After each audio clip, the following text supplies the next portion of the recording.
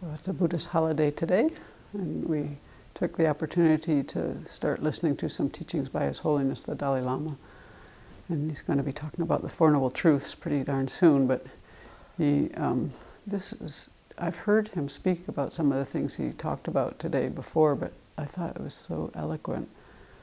He's teaching, instead of to Westerners, there's very few Westerners in the crowd, and he was teaching in Dharamsala to many Asians and explained at great length the need and his motivation for getting involved with science and with modern science and various mind and life conferences and all these things that have come out of that.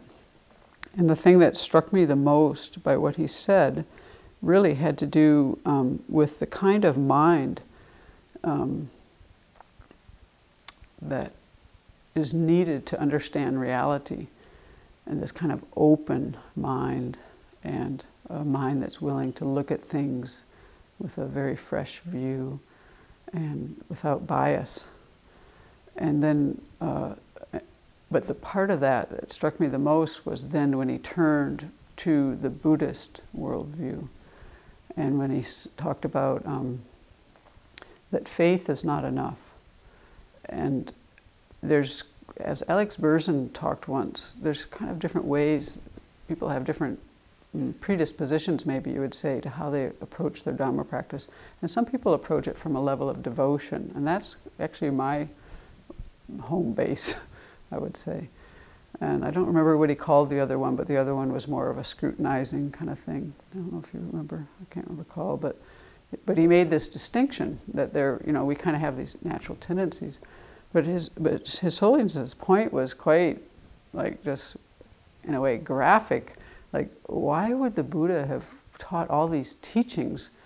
Why would we have these 84,000 teachings if faith alone would free us, would lead to nirvana or to full enlightenment? And that just was like, wow, yeah, really, why would he have? Kind of woke that side up of me that I think devotion is quite helpful to my practice. And as Nagarjuna said, faith is an ingredient that we have to have. We have to have faith, and we have to have wisdom. But wisdom is the more important of the two, or is what Nagarjuna said. And the reason is because that's where the freedom will come. That's where we will understand the nature of reality. And so I just think the way His Holiness kind of elucidated that was just so plain, just so clear. I mean, you couldn't really deny it. Like, if faith alone was enough, I'd never thought about it in that way, then why have all these teachings?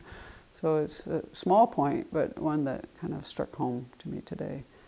And so we need both, and so as we work in our practices to move along, let's keep that in mind and try to have a balance that will allow us to always be moving forward for the benefit of all beings, for our own benefit, and so that there may be peace. And may we have the opportunity, especially on thinking of a day like today where the Buddha was able to teach to his mother, and I think it was in the God realm of the 33, I think. May we have that opportunity to teach all of our kind mother sentient beings and free them from every suffering.